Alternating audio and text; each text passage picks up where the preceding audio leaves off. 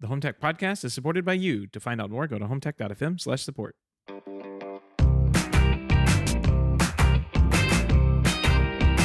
This is the HomeTech podcast for Friday, December 4th from Denver, Colorado. I'm Jason Griffin. And from Sarasota, Florida, I am a probably 20 or 30 pound heavier Seth Johnson after Thanksgiving. Did you have a good one? I had a great one. In fact, I had two because, the first turkey wasn't good enough. We decided just to make another one on Saturday. So that's right. You guys do like double time. It was. I can't complain. It's hard to complain about that. No, it's all good food, and we had pies both times. Pies are great. I don't know if we talked about this on the show, but pies are great. Like we that should be our HomeTech podcast. Pies are great. Done. What's not to love? Although I got to tell you, we usually get pies from Costco, but we usually have family around, and the Costco pies are really good, but they're huge, like everything from Costco. Right. And so this year it was only going to be us, and so we got them from a different place where there's a bakery here where we get our kids like birthday cakes and stuff. They make really good cakes and cupcakes, so we thought their pies would be good. And the apple pie was great, but the pumpkin pie was a little disappointing. Yeah. And that put a damper on things because I got to tell you, I love pumpkin pie. Yeah, you gotta have a good pumpkin pie. We typically stick towards squash pies, believe it or not, the squash pies instead of pumpkin. Oh, interesting. Use that, and Not sure how I feel about that. You actually won't even notice a difference, and there's a little more tangy taste to it. So. I've never tried it. I've never even heard of it, to be honest with you. Use squash instead of pumpkin, and I think it works the same. There you go. Cool. Well, I very quickly, we won't linger on it, but I cooked my first turkey this year. I think I mentioned on the show last week, and everything went to plan, Seth, other than the carving of said turkey. that was a bit of a fiasco. I was not prepared for that. I've quartered lots of chickens, like we get rotisserie chicken fairly often, and so I thought, how hard can it be? And I just didn't anticipate, we don't have good knives here. We desperately need some new knives. And so I did not have a good knife to carve the turkey with, and it looked like a murder scene in my kitchen once I was done. It doesn't matter, ate turkey, I think, but yeah, that's the project manager's nightmare. You get 90% of the project done, you got that last 10%. You're like, I don't have tools. There was literally a point where I had my hands and I was just ripping the parts of the turkey off because there's nothing wrong with that. Yeah. You do what you got to do. That's how what's that keto thing, the Cro-Magnon thing, you only eat things that they had in the olden days. Yeah, no grains. Paleo. Paleo diet. There we go.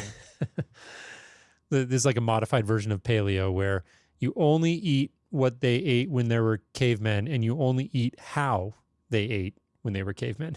It's like that restaurant with the English medieval times, where you would only could eat with your hands, and they bring your food out and you eat giant turkey legs with your hands.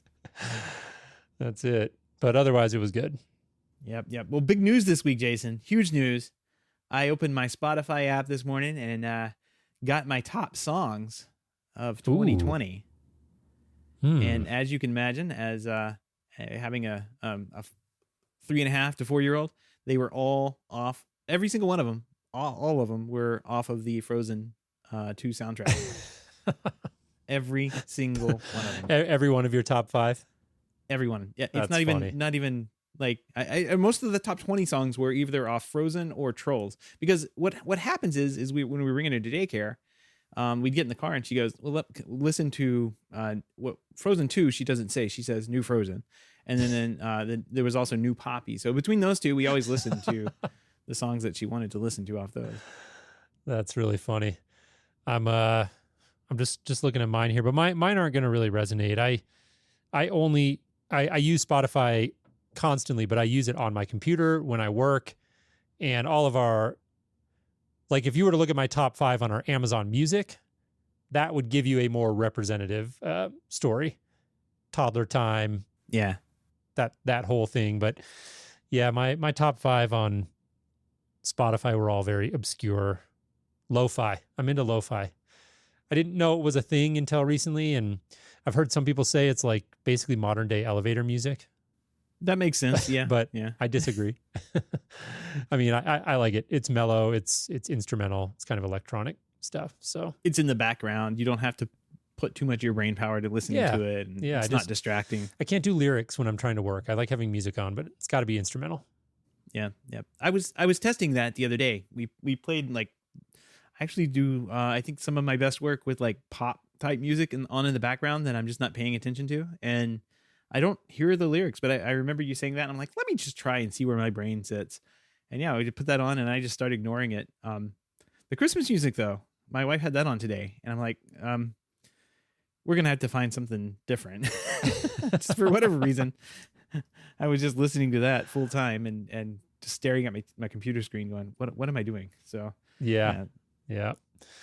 All right. Well, let's jump into our business at hand here very quickly before we get into HomeTech Headlines. I did want to tease the interview that we have coming up. So we had Eric Hines, the one of the founders over at Inovelli, and a really fun conversation. Inovelli is a smart lighting company. They've got a lot of neat products in that space, a Z-Wave platform. So very big and popular with a lot of the enthusiasts and hobbyists out there. And it was really cool to talk to Eric about his journey into the smart home. Very scrappy company, especially in their early days. And really the big theme I picked up on that I won't give away too much, but just the transparency, the engagement with their community and their users was really cool to hear about. So be sure to stay tuned for that. But in the meantime, Seth, what do you say we jump into some HomeTech headlines? Let's do it. This year's Cyber Monday set a new record for online shopping in the U.S. Customers spending a whopping $10.8 billion, making it the largest online shopping day in the nation's history, according to the data from Adobe Analytics. The spending marked an increase of 15.1% on last year's Cyber Monday and follows a record-breaking Black Friday 3 days earlier that saw shoppers fork out a total of $9 billion by the way of online purchases, which was an increase of 21.6% from last year. Jason, I'm not surprised. I mean, mostly because there's really no place in town that I was going to go shopping. So yeah, everything was online.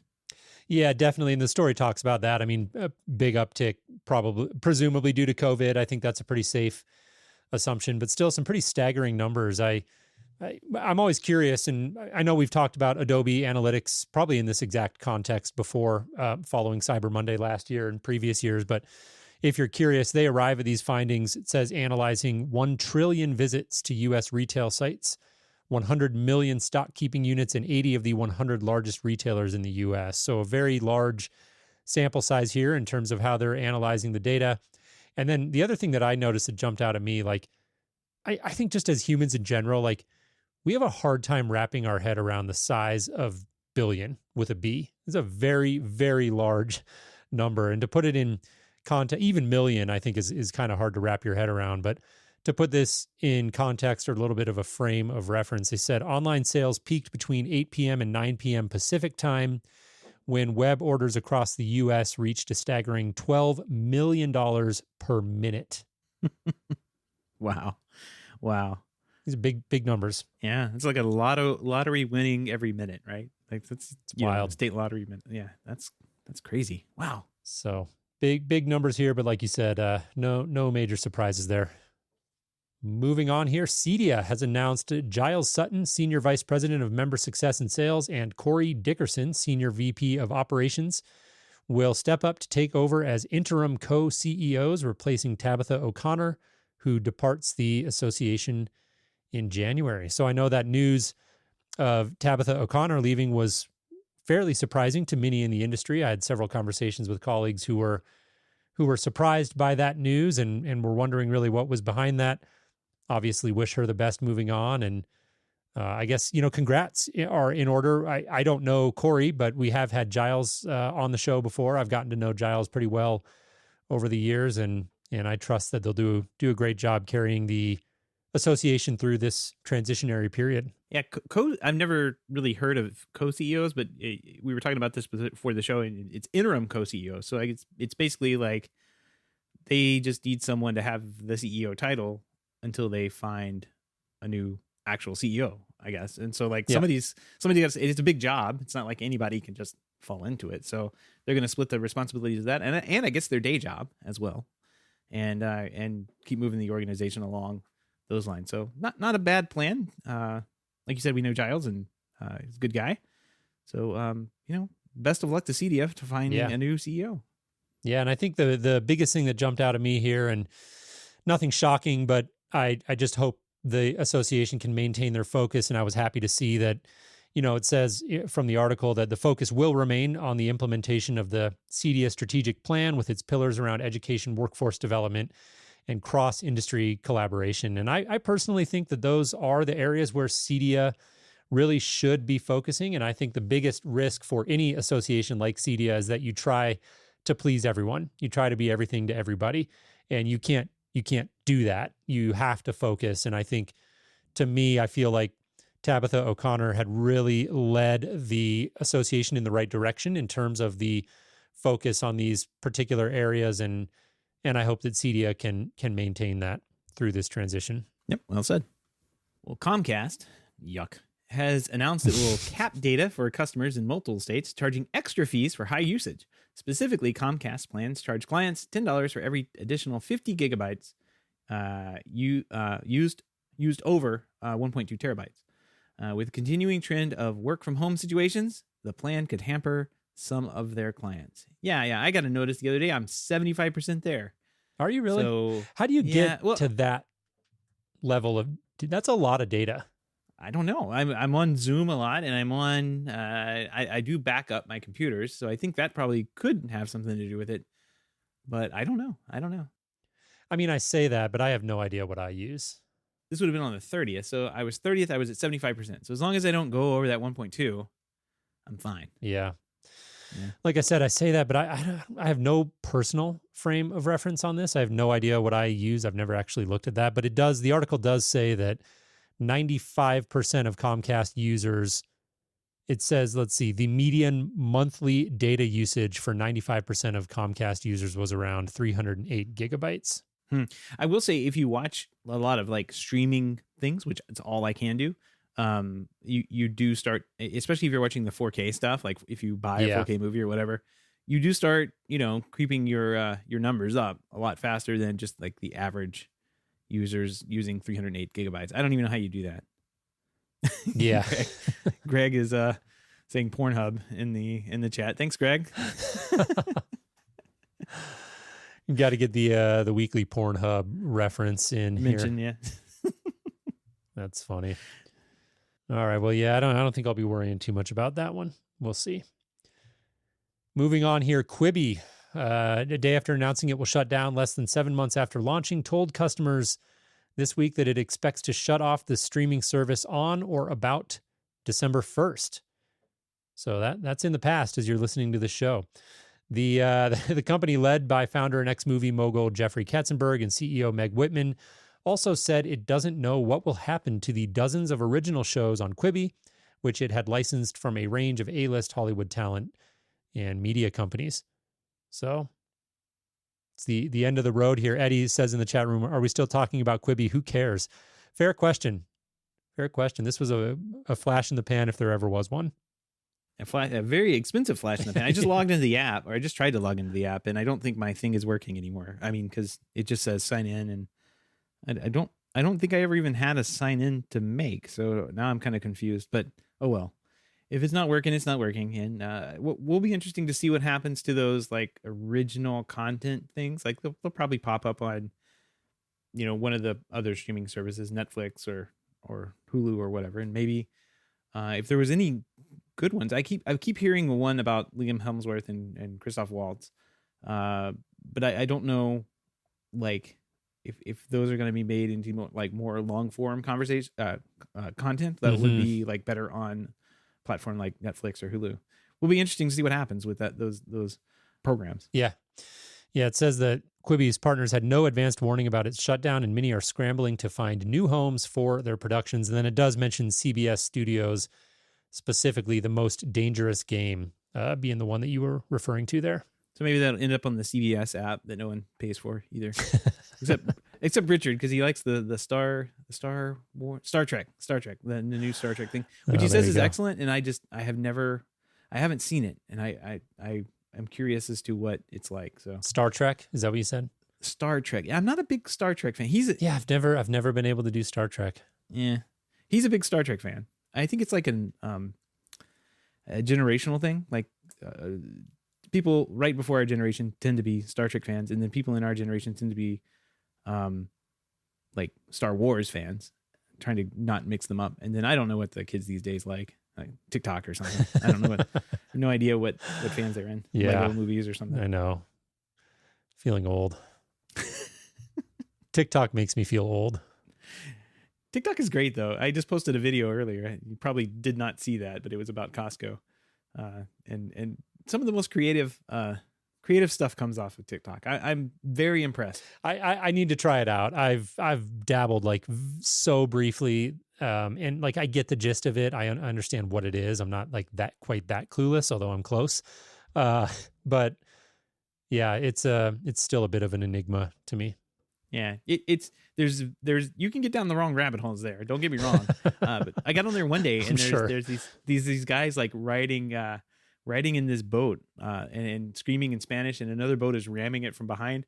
And like it was just like one or two videos posted from this account, and it's like in the comments they were like, did we find cartel hook TikTok? It's like and the next couple of days all we would see on TikTok were these cartel videos of, you know, guys standing in these mountainous areas in like Colombia with nothing but plants growing around them with dark green leaves on them. So it was just like, it's amazing what the little algorithm will do to pick up the video. That's wild. That's funny. Oh boy. Save the best for last here. You did. Wyze has announced the debut smartwatch. The Wyze watch will be available in 2 sizes when it ships in the US in February 2021. And like the rest of the company's lineup, it's priced affordably at $20 dang. Oh my gosh. Wyze's announcement follows the release of the company's first fitness tracker, a $25 Wyze band. So you don't need the fitness stuff. Just get this thing. It's $20. Why pay $5 more to work out? It's insane. This is nuts.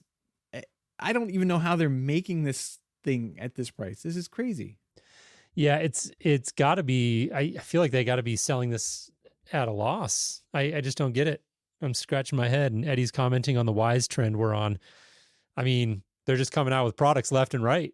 Like, and it's crazy. I mean, how can you not just scratch your head at this? But looks robust. $20. It's got everything you would expect. You know, a blood oxygen monitoring, heart rate tracker, IP68 water and dust resistant, 9-day battery life, activity and sleep tracking, and integration with Google Fit and Apple Health. So I don't know, man. This might be what it takes for me to get a smartwatch. I've never owned a smartwatch, but at $20, I feel like, why the hell not? Oh man, this is insane.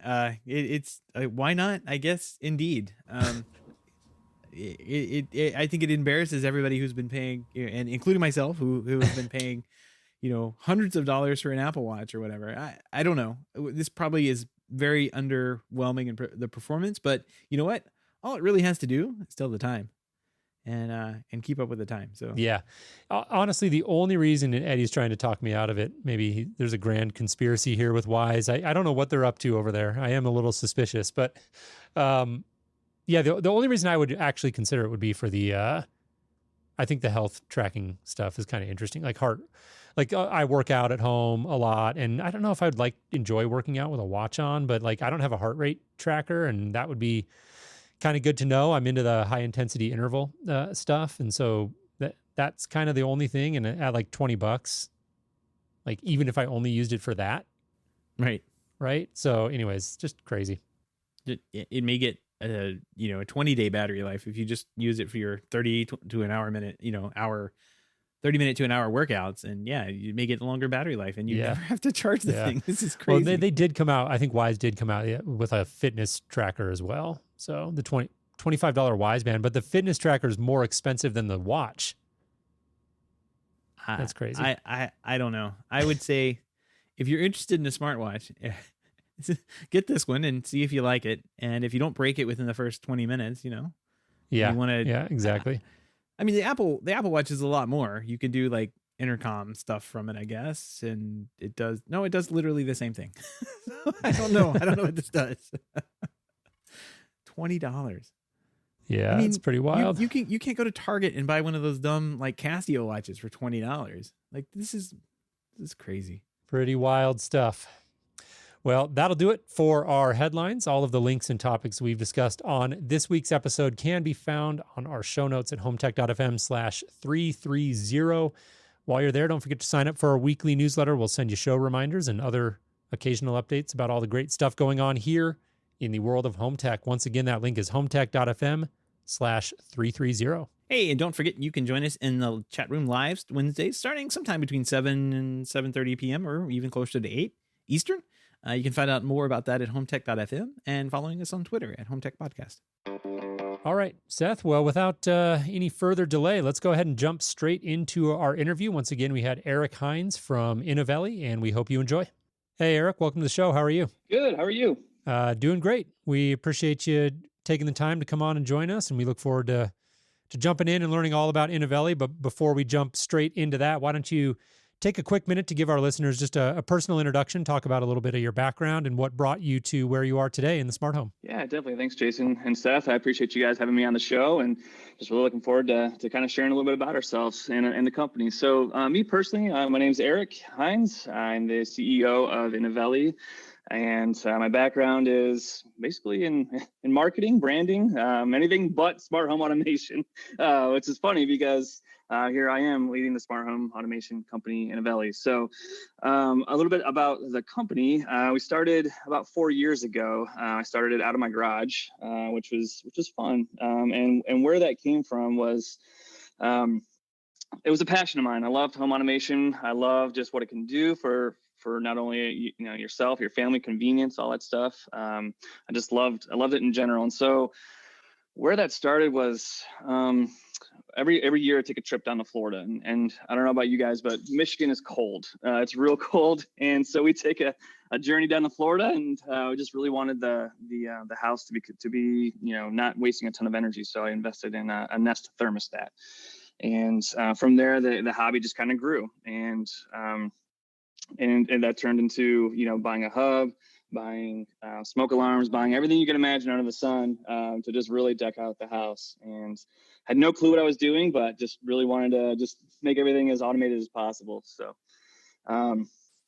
so from there, it kind of grew into not just a passion, but let's just see if we can make some money doing it. And so at the time I was working at Kellogg as in the brand marketing department. And so I kind of used those skills to take alongside the home automation passion and just started Inovelli. It was a rocky start, but to say the least, here we are. Yeah, and we'll get into a little bit of that rocky start. We'll want to hear some of those stories, but before we get too far ahead of ourselves, give us the quick elevator pitch. Who is Inovelli, and what makes you guys unique? Yeah, so we're a group of smart homeowners. So it's not just, your typical corporate company. There's 7 of us. So between the 7 of us, we all own some sort of smart home, and we all have different platforms. And so we have a real passion for the industry. And I believe that we're pretty close to our customers, and we really think about kind of what do they want, kind of what we want in our own homes, and we just kind of put that into products. And so we don't just kind of put out white label stuff that's produced in mass. We take our time and we really focus on what others want, and you'll see that from I think we'll get into it later, but you'll see kind of where we were in generation 1 and kind of how we used that mindset to get to our generation 2 products. And so, as I mentioned, we are a company of home automation people, and we develop products such as light switches, bulbs, and sensors for the home automation DIY market. Awesome. And take us back to the beginning, elaborate on it a little bit more. I know you touched on it high level as far as connecting your marketing experience with your passion for the smart home and turning that into a business, but talk a little bit more specifically about what gave you the idea to start Inovelli, and what was that very, very, very early stage of the company like? Yeah, totally. So one of the things that Kellogg wanted me to do was go back to school for a master's, and that was just something that they believed in higher education. And so as I was taking my master's courses, we had a marketing class where it said I'd take an existing company and put a marketing plan together and take them to the next level. So at the time, I had chose Wink of all companies. I guess they probably could have used my marketing plan, I guess. And fun fact, I did send it to them, but they did not take it. So anyway, I chose Wink, kind of did a market analysis and said, all right, here's what's going on in the market. How could we improve this company? And while I was doing that, I noticed that there was not a lot of smaller companies out there. There was a lot of the big brands such as, Philips, GE, Osram, all those guys, and they're doing a great job. But there wasn't a lot of real little companies that can kind of come in and really specialize in certain areas. And so that's where I got the idea to start Inovelli, and it was, let's just take something simple like a smart plug. Everyone wants a smart plug. It's something that everyone probably had in their house. They could use it, and let's just make it as unique as possible and really just focus on that. And so I did some research. It's funny how it lucked out, but I got super lucky. I went on Alibaba of all places. I do not recommend this, but you're still getting emails? Is that what you're saying? Yeah, exactly. I'm sure my social security number's out in China somewhere, but oh well, So found a couple manufacturers, landed on one, and they had what was called a 2-channel smart plug. And what that meant was there was actually 2 sides that were smart on it. And so there wasn't one at the time out in the market. And so landed on that and really just said, let's just see if this works. And it did. And it was a fun ride for sure. And it's how I met my CTO too. And I guess we can get into that as well. Yeah, I mean, so you started off. It sounds like you started off small. I think that's how a lot of businesses are started these days. I went on Alibaba and found something, and to see if I could make it any better or sell it. So where obviously you didn't start, in a giant corporate office. Where did you start off Inovelli? The living room and my garage for sure. Yeah. I had my daughters packing boxes, and it was funny. We would take it all to the post office, which is down the street. And we just every night just dump about 20, 30 boxes into the post office and fill up their little container. And it was fun. It was a good family experience. And, I wouldn't trade it at all, but it was started off with a loan that I didn't tell my wife at the time. And, well, here we are. So it worked out. Yeah. We got to zoom into that one a little bit. You can't just hang that one out there and not tell us more. So it sounds like you had a lot of faith in the company here. Tell us about this. Yeah, sure. So, I mean, not only in the company, but I had a lot of, faith in the community as well. So one of the things where I started off was really in different Facebook groups. And just because it was just something that interested me. And so I listened to kind of everyone's feedback. And at the time, again, when I was at studying for my master's, I had pitched to the various Facebook groups and just said, hey guys, like what would you like in a smart home product? Like, what is something that you guys all need, and what would you like in a company? And so 9 months later, something came out, not a baby, but an actual smart plug came out. And I said, hey guys, like, I got this product. What do you guys think? And they said, this is an excellent idea. And so, I went to the bank, just said, hey, how much can you give me? And they were able to give me about $25,000, which is great. Half of that, I did get scammed on Alibaba. Half of that I got scammed, but the remaining half is where I invested in the first, I'd say like 500 units, which not a big order at all. But in fact, I couldn't even afford to put the Inovelli name on it. I had to use their manufacturer name. And I presume that one of 2 things is true. Either your wife knows about the loan now, or she doesn't listen to the show. Yeah, both. Plead the fifth. Wow, Jason, you're trying to get him in trouble right before the holidays here. Yeah. All right. Yeah.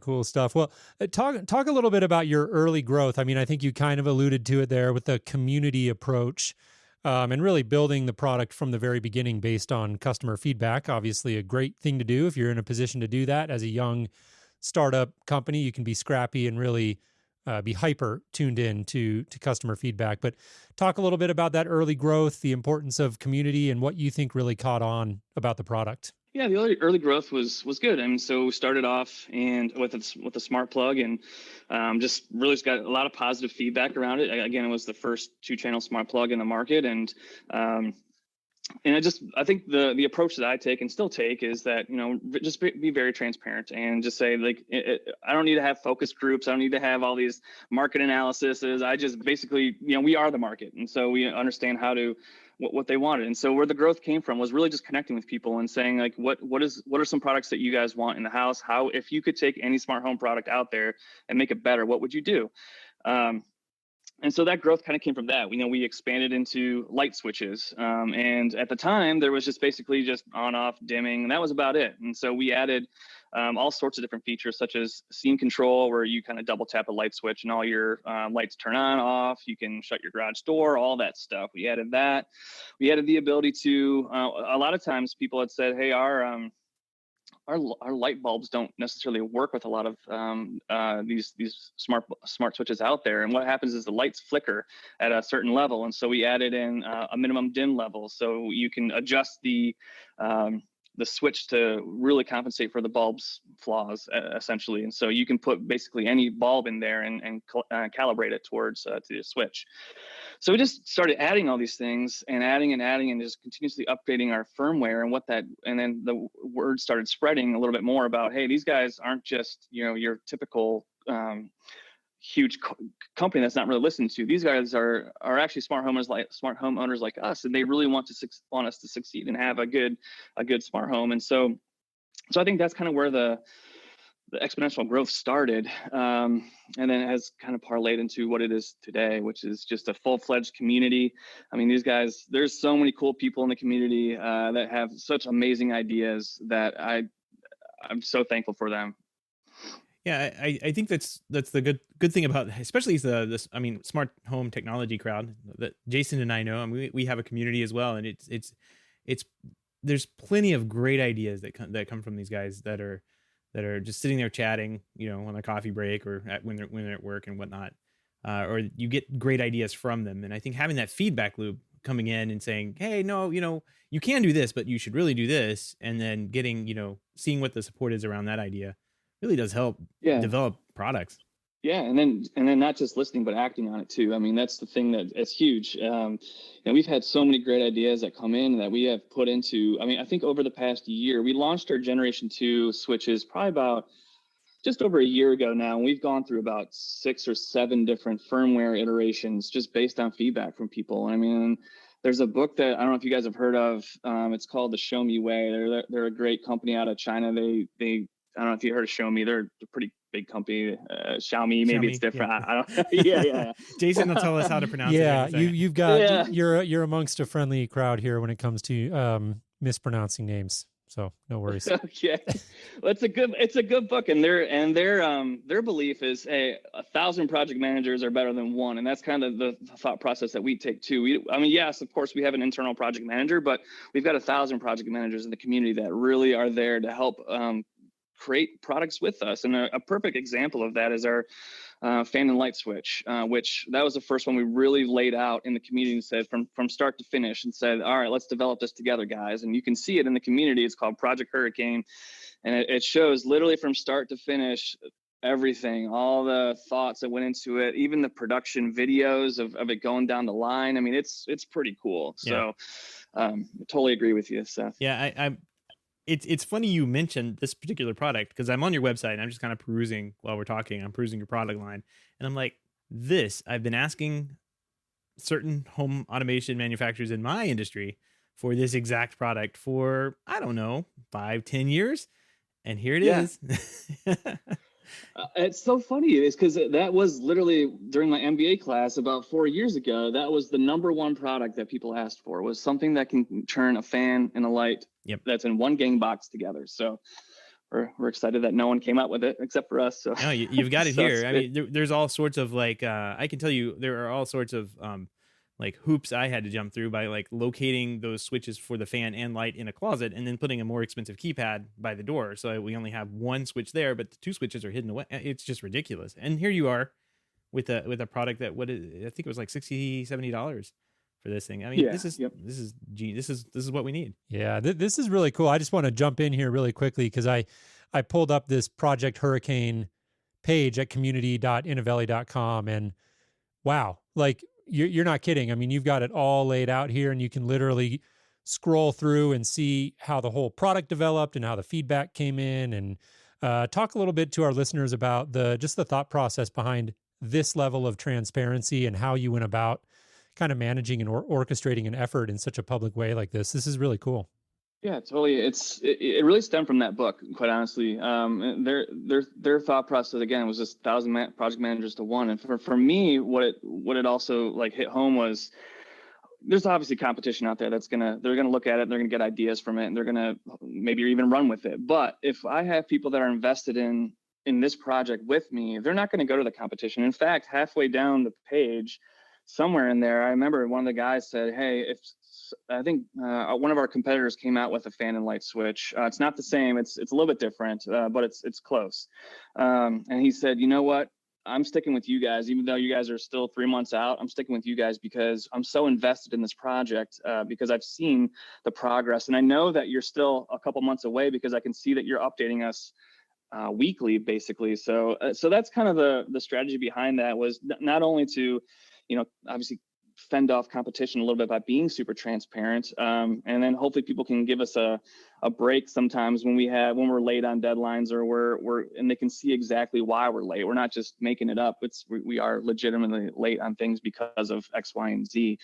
And then obviously to just make it the best switch it could possibly be, or best product it could possibly be off the bat, instead of having to take 6 or 7 iterations. We can literally develop it with people as it's being made. This is really cool. I saw the top part of this, and then I didn't look at the sidebar to see how far I could scroll down, and it just it's one of those endless scrolling things. Like I could just scroll back into time, way back in time, to the very beginning. But wow, that is wild. And it's really cool, like you said, to get that much investment. Like it's not financial investment; it's time.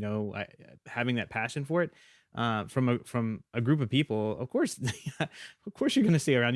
You've been taking my feedback and actually implementing it. Of course I'm going to stay around and see what you come up with. But yeah, this is great. Yeah, and one of the things too that I really like as well is, like, we also, I don't know if I'm trying to look. Oh yeah, you can see it. It's like halfway through the page, or halfway through my little intro where I'm kind of updating. It's like April 17th, where we actually put like signatures of people who have contributed to the project in the box. Just want to recognize them for the hard work that they've done, and really see that, hey, you are a part of our team, whether you work for us directly or indirectly, you're part of it. So this is something big. It's the first product that went out that that is able to do what we've been asking it to do. And so it's just, I don't know, it's just cool to kind of really use the community in a positive way. Yeah. And really just give people something to be proud of. Wow, this is really neat. We'll include this in our show notes so people can go check this out, because it's really neat to see. I mean, just from a manufacturing standpoint, it's really cool to see all the steps you're involved in, things you probably don't even think about as you're building a product like this out, a physical product like this out. Yeah.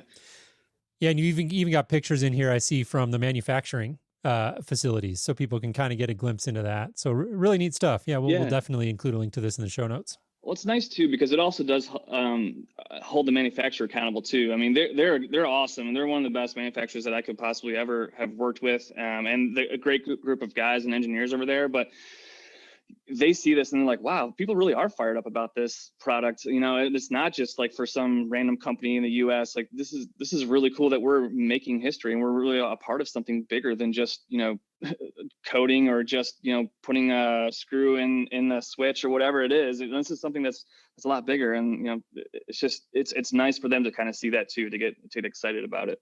Absolutely. Well, we talked a little bit about two of the products that you have. It's 2020. What does the product line look like now? Like how many products do you have on your website, and what all categories are you in?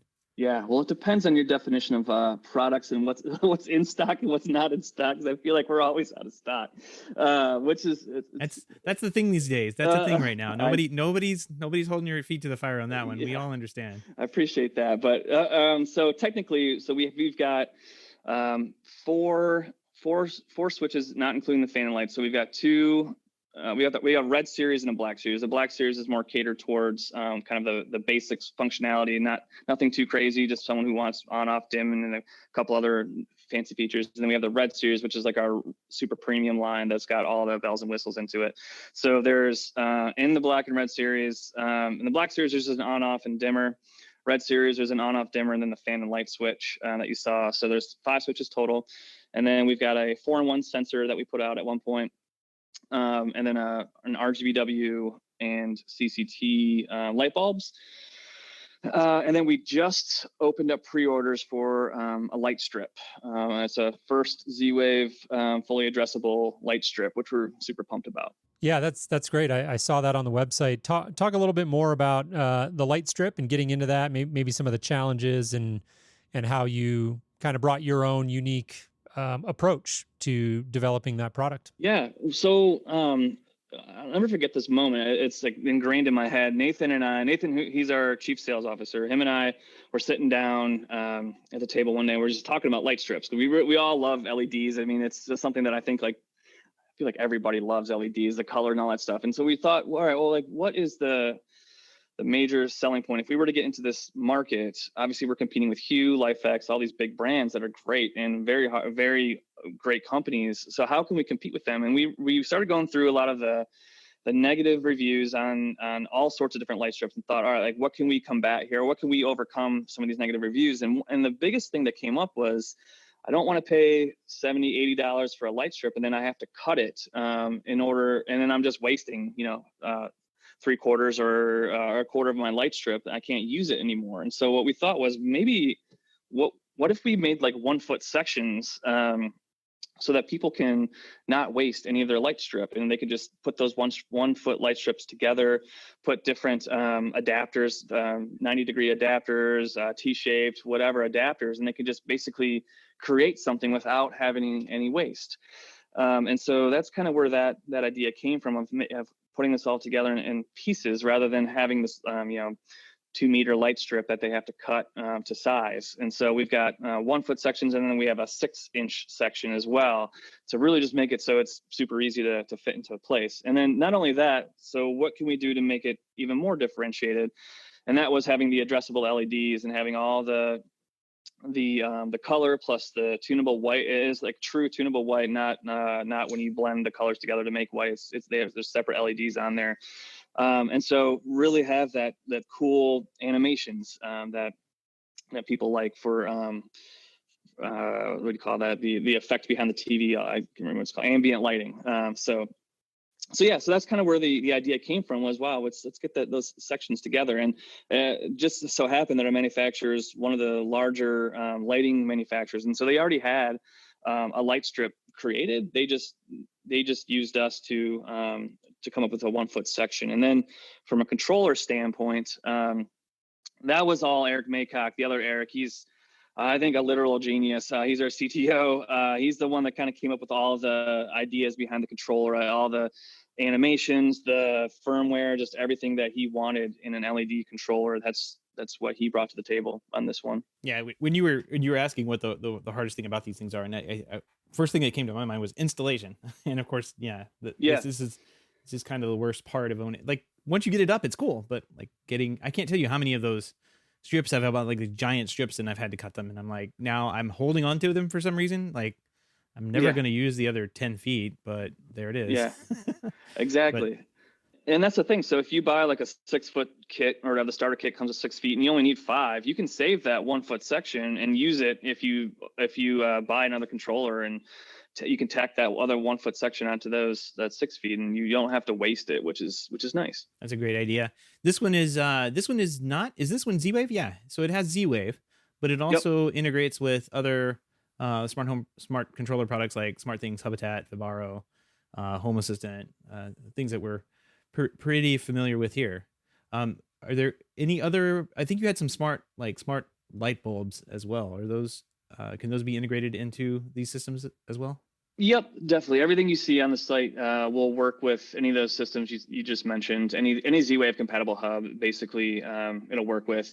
Now, it'll just depend on that hub. One of the things that we say internally is, our stuff is only as smart as the hub you attach it to. And so, you can have a very basic hub, and so you'll only be able to use the basic features of our switches. But if you have an advanced hub, something like a hub attached smart things, home assistant, you can use all the advanced features. Gotcha. So I don't know if we've mentioned this. Where do you get all this? Is it just on your website? Yeah. So Amazon, you can get it at Amazon or our website. Sometimes you'll find stuff on eBay. So then that's in the U.S. and Canada. We actually have a distributor up there, HomeTech. They sell it for us up there. So that's where you can get it if you're Canadian. Cool.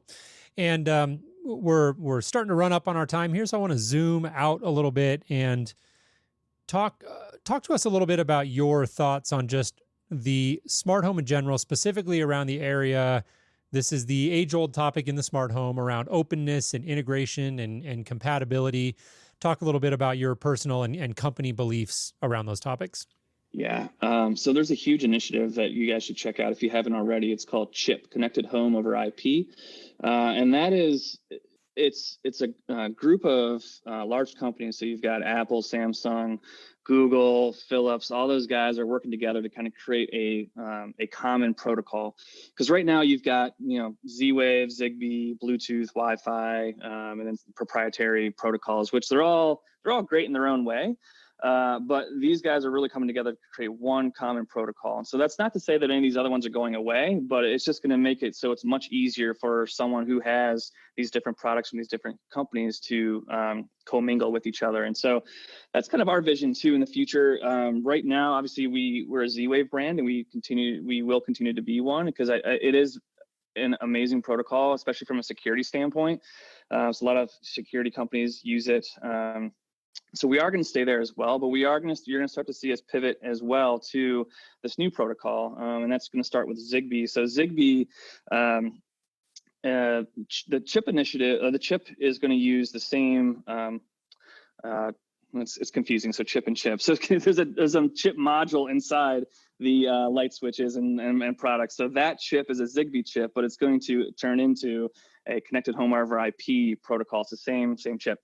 So we're going to start with Zigbee, and then basically it's just a firmware upgrade when you want to get into the when that new protocol releases. And so you'll start to see a lot of our products that are already Z-Wave come out in the same in the Zigbee version in the next few months. And the reason being is because a lot of people, and maybe you guys are as well, start with an Alexa or a Google Home or something, and they kind of branch out from there. No one really starts, to my knowledge, unless you're really into it, with a hub. They kind of start with something like a gateway product. So that's kind of what we're moving towards too, is to really target that mass market and go from there. Yeah, I think that goes back to the beginning of the show when you were talking about how you got into this. You said that you got a Nest. Like I can't count on two hands how many people I've heard over the past 5 years they've gotten into this business, or they've gotten interested in the smart home because they picked up a Nest thermostat. I think it's going to be one of those products that we look back in history on and write a bunch of master's theses about. Yeah, exactly. No, you're right. All right, Eric. Well, this was a lot of fun. Again, we really appreciate you coming on the show and sharing a little bit about the company and your background. If anyone listening to the show wanted to connect with you or learn more about the product, what would be the best way for them to do that? Yeah, they're more than happy to reach out to me directly. I mean, my email address is my first name at Inovelli.com. And then, I'm very active on Reddit. If you ever want to connect there, I'm happy to, or just wherever you want. Our community is a good place as well. So you'll find us in all the areas of the web. So we're watching. So, but yeah, you can find us anywhere. Feel free to reach out. We're an open book, and we're excited to talk to you about anything. Awesome. All right, Eric. Well, thanks again. We appreciate you coming on the show. All right. Thanks for having me, Jason and Seth. I appreciate it. And that'll do it for our interview with Eric. And like I said at the top, I really enjoyed hearing about the company, kind of the scrappy beginnings and the way that they've really embraced building that brand and community and the transparency and the relationship that they have with their users. Really, really cool stuff. Yeah.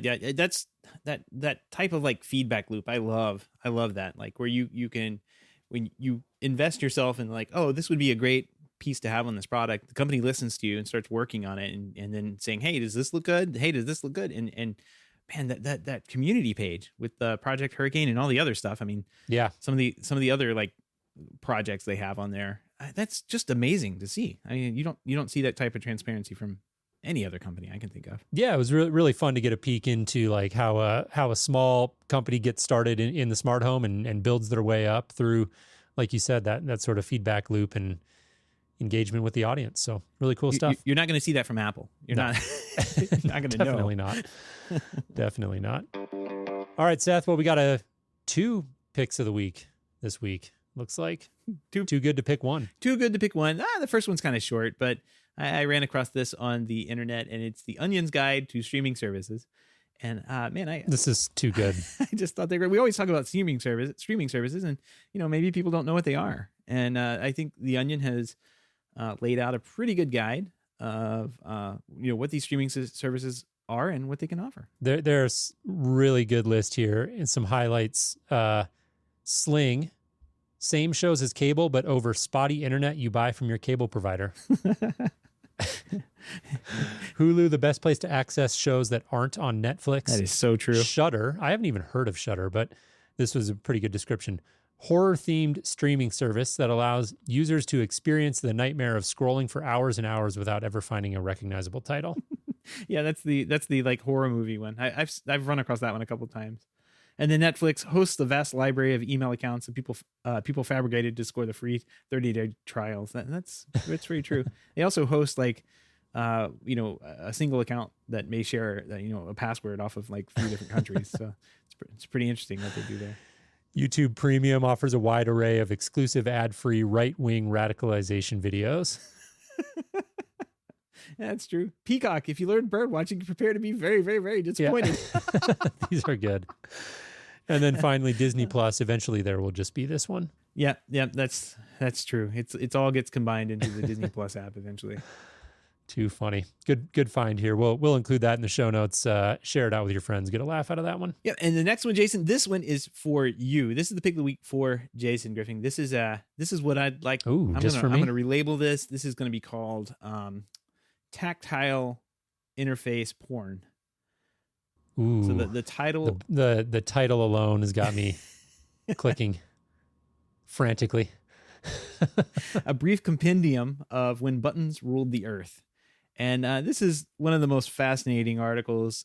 Somebody has gone through and grabbed a couple of like screenshots off of old, maybe this is Star Trek, I don't know.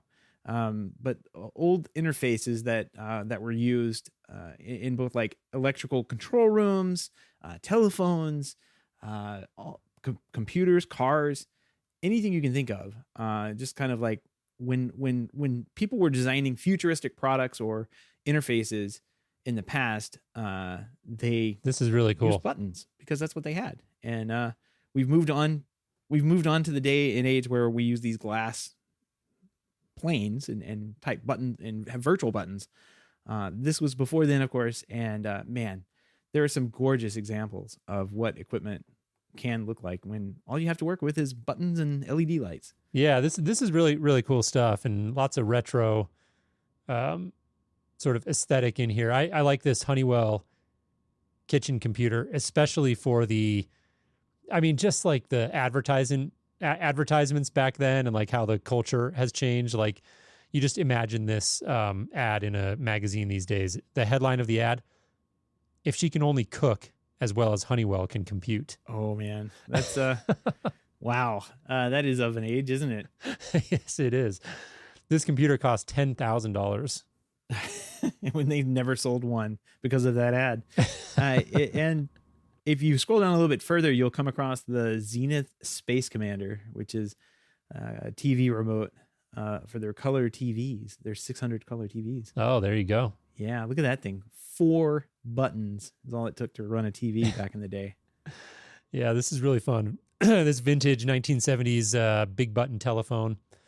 So some good stuff on here. We won't belabor it because we're an audio show, and you'll have to go check it out. So we'll include a link to that again in the show notes at HomeTech.fm/330. A couple of good finds this week, Seth. If you have any feedback, questions, comments, picks of the week, buttons, or other great ideas that you can give us a shout, our email address is feedback@HomeTech.fm, or you can visit HomeTech.fm/feedback and fill out the online form. Absolutely. And as always, we want to give a big thank you to everyone who supports the show, but especially to those of you who are able to financially contribute to our efforts through our Patreon page.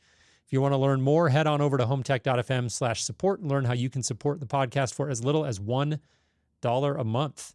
Any pledge over $5 will give you a big shout out on air, but every pledge gives a private invite, an invite to our private Slack chat, The Hub, where you and other supporters of the show can gather every day for inside conversations about all aspects of home technology and button porn. Button porn is definitely going to be on there. Wow. If you want to help out the show, but can't support financially, we'd appreciate a 5-star review on iTunes or positive rating in the podcast app of your choice. Those ratings help others find the show, and we appreciate it if you do that. And Seth, I think we definitely set a record this week for the number of times we said the word porn. Yeah, I think that's going to have to be our show title. Sorry, Eric, but we're going to have to make our button porn. It's got a strong contender. Button porn hub. Wow. All right. Well, good stuff, Seth. Hope you have a great weekend, and we'll look forward to getting back in action with you here next week. Sounds good, man. Thanks, everybody, for tuning in tonight and helping us out in the live channel there. Greg, well, not so much Greg for mentioning porn so many times, but Eddie, Anthony, thanks, guys, for tuning in. We appreciate it. Got to have Eddie there giving me a hard time about stuff. Yeah, no doubt. All right, Jason, have a great weekend. All right, man. Take care.